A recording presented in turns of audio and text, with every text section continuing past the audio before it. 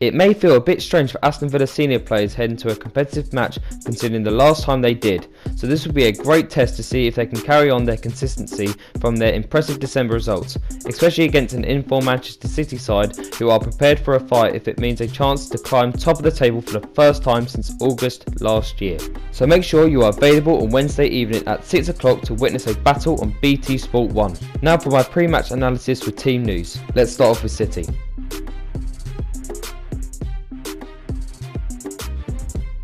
It seems that they could not have chosen a better day of the week to play this match on.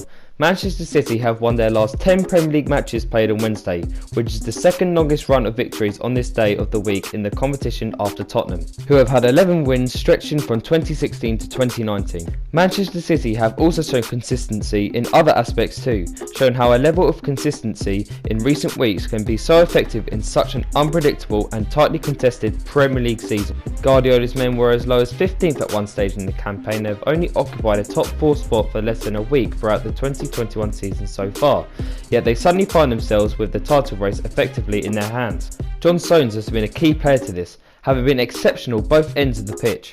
For starters, he scored for the first time for Man City in the Premier League and then scored another that helped City to a comfortable 4-0 victory against Crystal Palace on Sunday, become the first team this season to string 5 top-flight wins together in the process. And the 10 games this season when Stones has started with Ruben Diaz in all competitions, City have been undefeated, with 9 of those being wins, while only conceding 1 goal. So it looks like this defensive improvement, starting Stones and Diaz, is a clear reason to their revival after a slow start, and so are expected to keep their places in the first team, despite the likelihood of Aymeric Laporte recovering from a hamstring injury. But even when you consider Man City's defence in general, Guardiola's men conceded 7 goals in their opening 3 games of the season across all competitions, but have since conceded just 9 in their next 25 after this. Netting in 4 past Palace shows that scoring is not so much of a problem for Man City as well, nor for John Stones either it seems, and what makes it even more impressive is that it's not like they have an informed goal scoring striker at the moment, with Gabriel Jesus failing to get amongst the goals and Sergio Aguero again expected to miss out following a period of self-isolation after coming into contact with someone who has tested positive for COVID-19. It would be a shame for City if Aguero is once again unavailable when you look at the Argentine stats, who has scored 10 goals in just 7 starts against Villa, including a hat-trick last season. Because of this, Guardiola could look to shuffle his pack a little up front with the likes of Ferran Torres, Phil Foden and Riyad Mahrez pushing for starts after sitting out on Sunday. Rodri, João Cancelo and Benjamin Mendy may also be hopeful of coming back into the side, but one player expected to start again is Kevin De Bruyne, following his 100th assist for Man City last time out, which is bearing in mind 32 more than any other Premier League player since making his debut for the club. Belgian playmaker has also provided more assists in all competitions than any other Premier League player this season, and was probably withdrawn with 20 minutes to play on Sunday in order to keep him fresh for this match. So their performances are all going in their favour, and so are the ones around them too. With title rivals Liverpool and Manchester United playing a drab goalless draw at Anfield, this allowed them to close the gap on leaders United to only 2 points. Plus, City are also boasting a game in hand which could give them a lift to the top of the table for the first time since August 2019. In all competitions, Man City's winning run now stands at 8 matches stretching back more than a month and are unbeaten in their last 15 outings. Man City have also just let in 1 goal during their ongoing 5-match winning streak in the league and have now kept 9 clean sheets in their 17 top-flight outings this season, their best ever tally at this stage of a campaign in the competition's history. Unsurprisingly, they also have the best defensive record in the league overall with only 13 goals conceded from their 17 games, but are up against a Villa side with the second best. Now for Villa.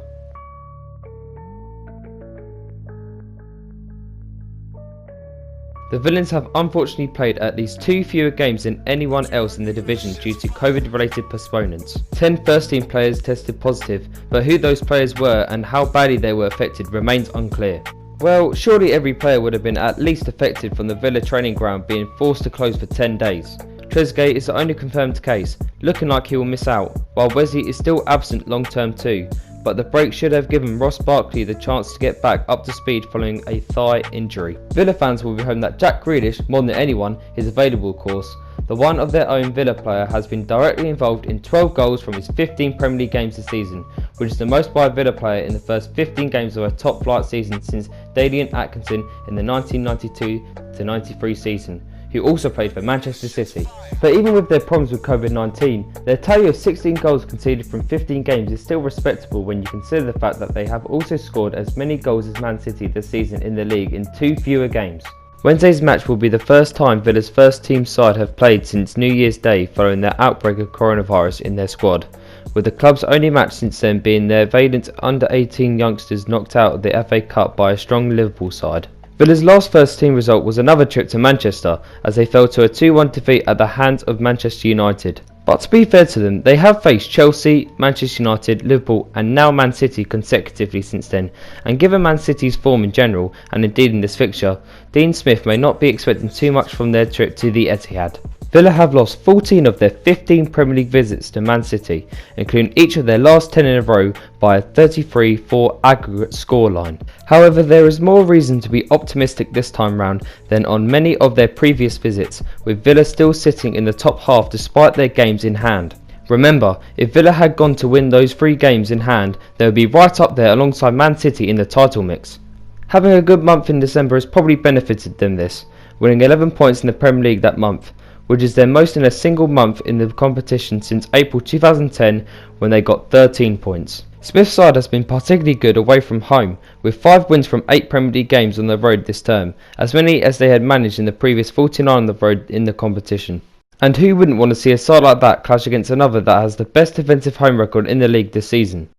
So there we are guys, thank you for watching and subscribe to see more content soon.